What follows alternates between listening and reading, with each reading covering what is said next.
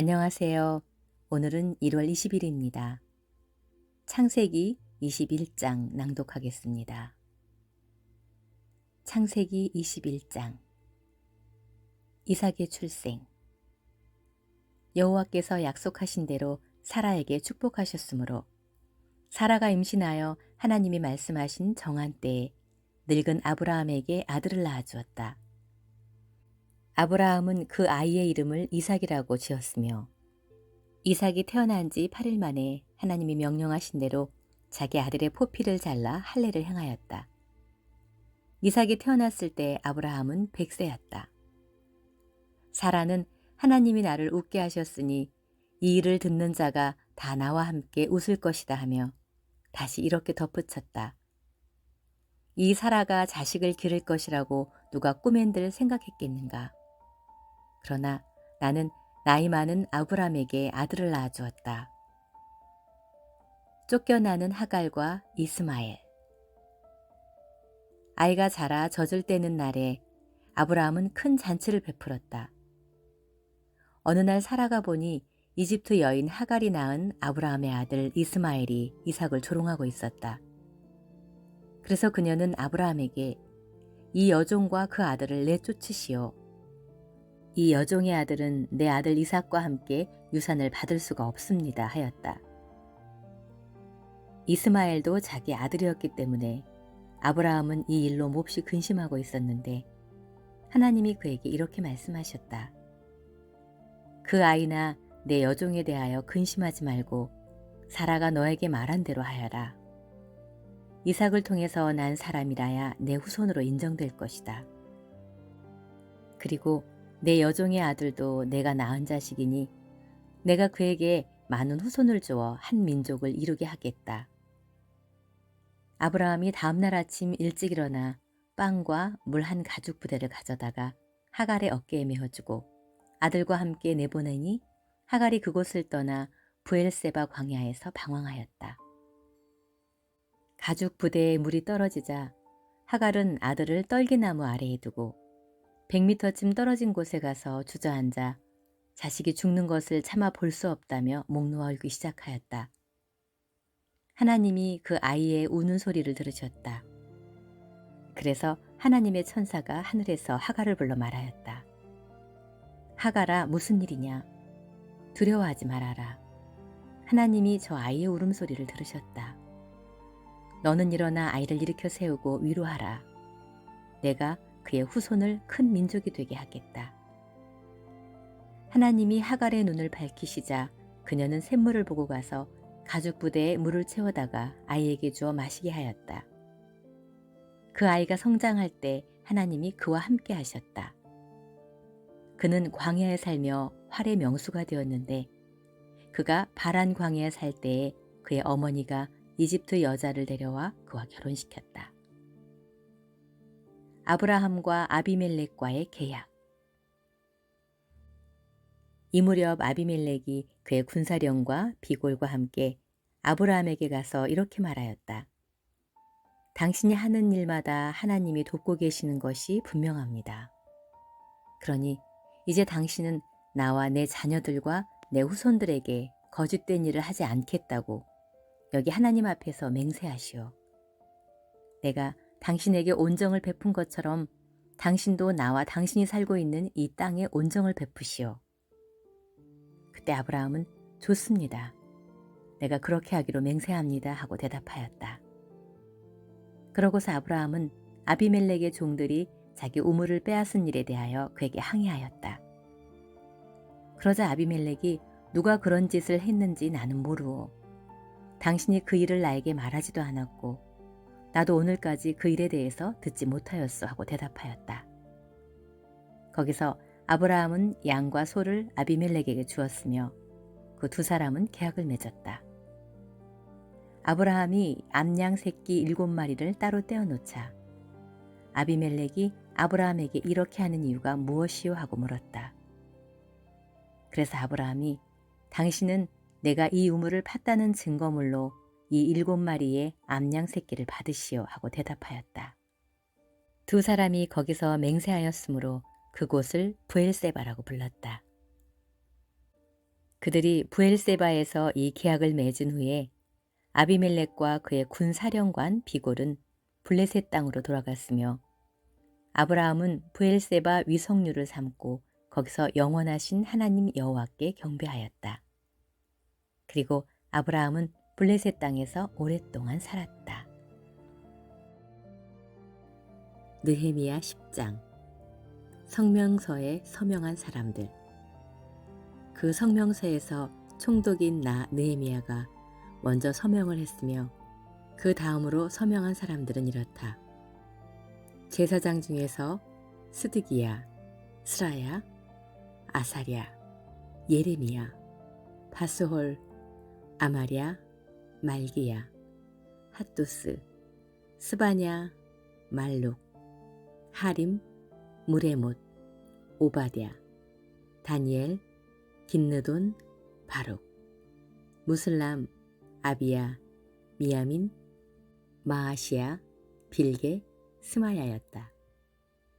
레위 사람 중에서 서명한 사람들은 아사냐의 아들 예수와 하나닷의 자손인 빈누이, 그리고 간미엘, 스바냐, 호디야, 그리다, 블라야, 하난, 미가, 르홉, 하샤바, 삭굴, 세레바, 또 다른 스바냐, 또 다른 호디야, 바니, 분이누였다.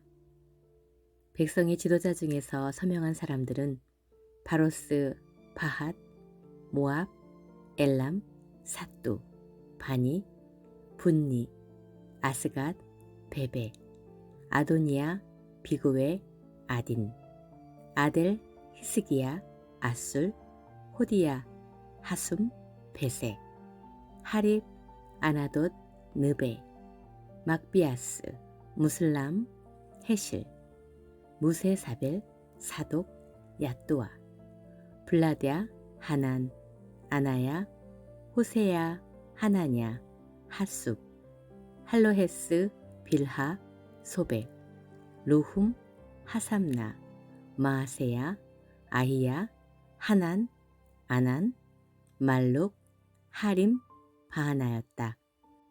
백성들의 합의 내용.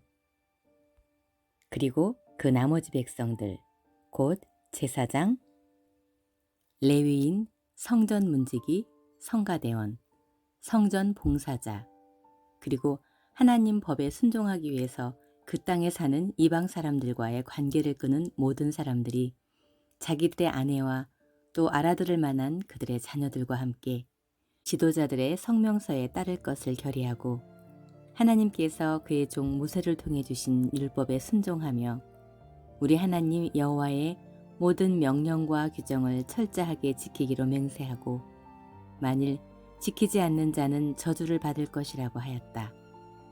그리고 우리는 우리 딸을 이방 사람들에게 씹어내지 않고 또 우리 아들들을 위해 그들의 딸을 데려오지 않기로 했으며 만일 이방 사람들이 안식일에 곡식이나 상품을 팔려고 가져와도 우리는 안식일과 그 밖의 거룩한 날에는 그것을 사지 않기로 합의하였고 또 7년마다 땅을 쉬게 하고 일체의 빚을 받지 않기로 하였다.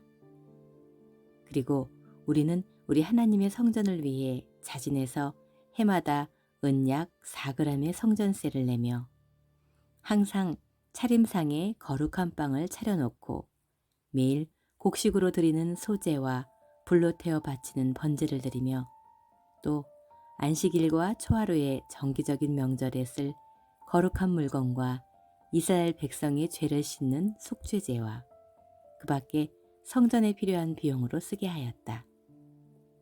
그런 다음 우리 백성들과 제사장들과 레위인들이 제비를 뽑아 집안별로 해마다 정한 때에 성전으로 나무를 가져와 율법에 기록된 대로 우리 하나님의 제단에 불을 피우게 하였고 또 해마다 우리가 수확한 첫 농작물과 모든 과일나무에서 딴 첫 열매를 성전에 바치기로 하였으며 그리고 율법에 기록된 대로 우리 맏아들을 성전에서 섬기는 제사장들에게 데려다 주어 자신을 하나님께 바치게 하였고 우리의 양과 소와 그 밖에 가축의 첫 새끼도 제사장들에게 주기로 하였다.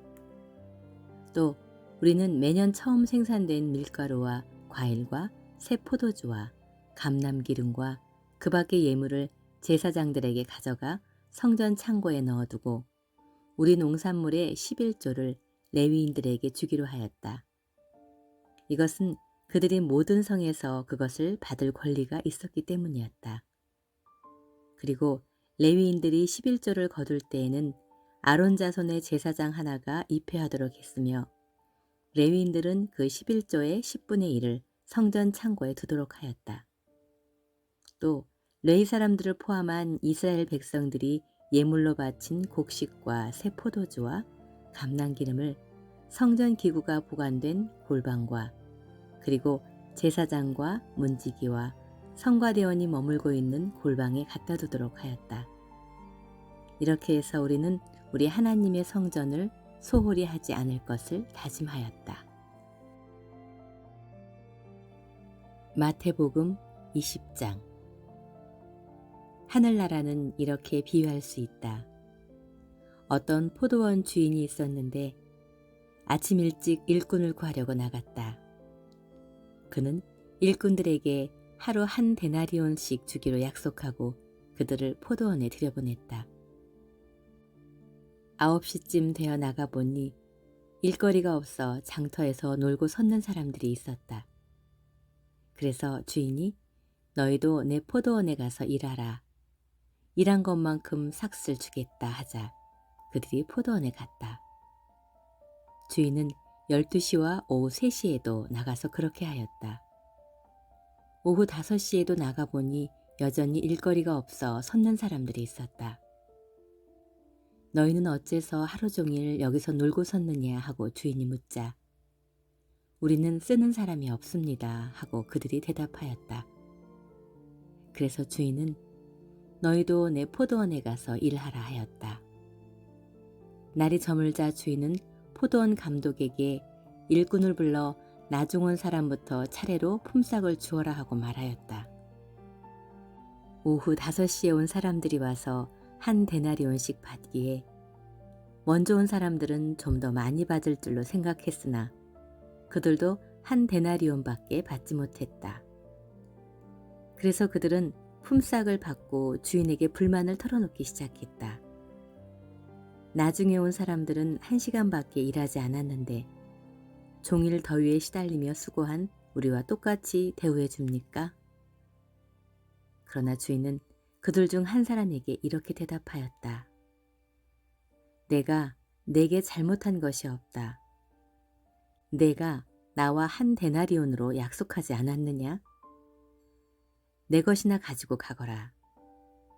나중에 온 이 사람에게 너와 똑같이 주는 것은 내 마음이다. 내 것을 가지고 내 마음대로 못한단 말이냐? 내 너그러움이 내 비위에 거슬리느냐? 이와 같이 앞선 사람이 뒤떨어지고 뒤진 사람이 앞설 것이다. 높은 자리에 앉고자 하는 사람. 예수님이 예루살렘으로 올라가실 때 12제자를 따로 데리고 가시면서 도중에 이렇게 말씀하셨다. 지금 우리는 예루살렘으로 올라가고 있다. 거기서 나는 대제사장들과 율법학자들의 손에 넘어갈 것이다. 그들은 나에게 사형 선고를 내린 다음 나를 이방인들에게 넘겨 조롱하고 채찍질하고 십자가에 못 박히게 할 것이다. 그러나 나는 3일 만에 다시 살아날 것이다. 그때 세베대의 아내가 2 아들을 데리고 예수님께 와서 절하였다. 예수님께서 물으셨다. 내가 원하는 것이 무엇이냐? 저의 이 2 아들들을 주님의 나라에서 하나는 주님의 오른편에 하나는 주님의 왼편에 앉게 해주십시오. 너희는 구하고 있는 것이 무엇인지도 모르고 있다. 내가 곧 마시게 될 고난의 쓴 잔을 너희도 마실 수 있겠느냐? 마실 수 있습니다. 너희가 정말 내 잔을 마실 것이다. 그러나 내 오른편과 왼편에 앉는 것은 내가 정하는 것이 아니라 내 아버지께서 미리 정해놓으신 사람들의 것이다. 듣고 있던 10 제자가 두 형제를 보고 화를 내자 예수님이 그들을 가까이 불러 이렇게 말씀하셨다. 너희가 아는 대로 세상의 통치자들은 백성을 권력으로 지배하고 고관들은 세도를 부린다. 그러나 너희는 그럴 수 없다. 너희 중에 누구든지 크게 되고 싶은 사람은 남을 섬기는 사람이 되어야 하고 으뜸이 되고 싶은 사람은 남의 종이 되어야 한다. 나는 섬김을 받으러 온 것이 아니라 섬기러 왔으니 많은 사람의 죗값을 치르기 위해 내 생명마저 주려고 왔다. 그들이 여리고를 떠날 때 많은 군중이 예수님을 따랐다.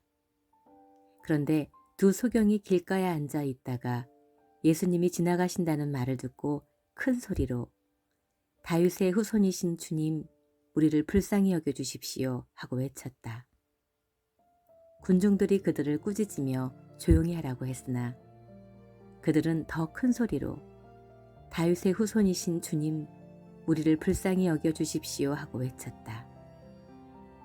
예수님이 걸음을 멈추시고 그들을 불러 왜 그러느냐 하고 물으시자 그들은 주님, 우리 눈을 뜨게 해주십시오 하고 대답하였다.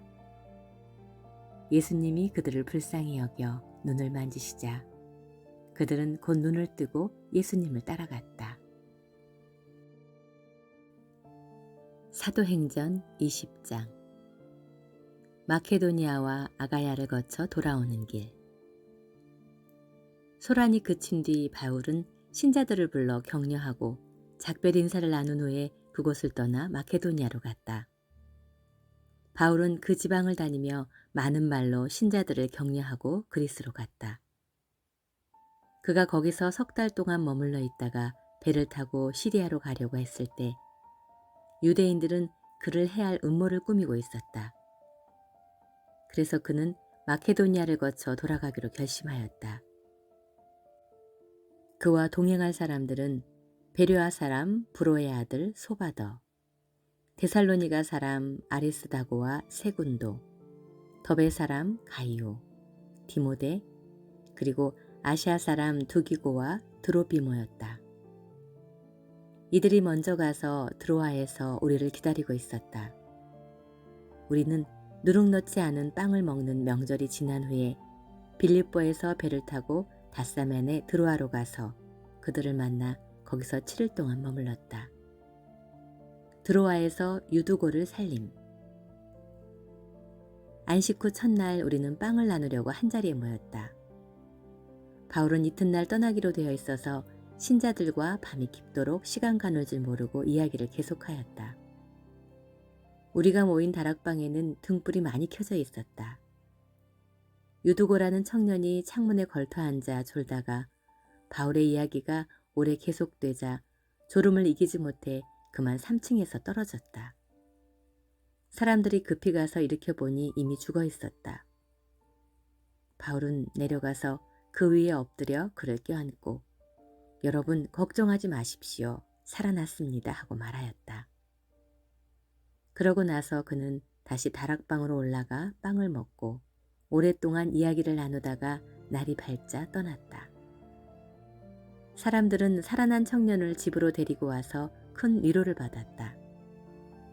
바울이 육지로 걸어가 아소로로 가겠다고 하므로 우리는 그의 지시에 따라 배를 타고 먼저 가서 그를 기다렸다. 그리고 아소에서 바울을 만나 함께 배를 타고 미둘레 내려가서 이튿날 기호 맞은편에 도착하였고 다음날 사모에 들렸다가 그 다음날 밀레도에 도착하였다. 바울은 아시아에서 시간을 보내지 않으려고 에베소에 들리지 않고 지나가기로 했는데 이것은 될 수 있는 대로 오순절 안에 서둘러서 예루살렘에 도착하기 위해서였다. 에베소 장로들과의 작별 인사. 바울은 밀레도에서 사람을 에베소에 보내 교회 장로들을 불러오게 하였다. 장로들이 오자 바울은 그들에게 이렇게 말하였다.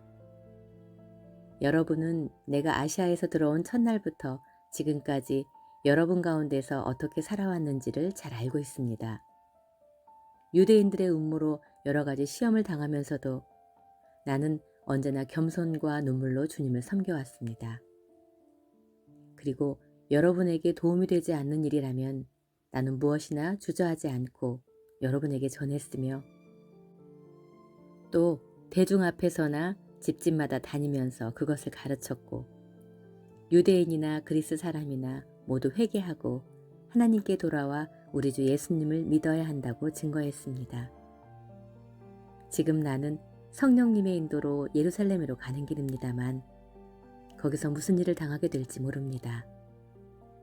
다만 내가 아는 한 가지 아는 것은 어느 도시에서나 투옥과 고난이 나를 기다린다고 성령께서 말씀해 주신 것입니다.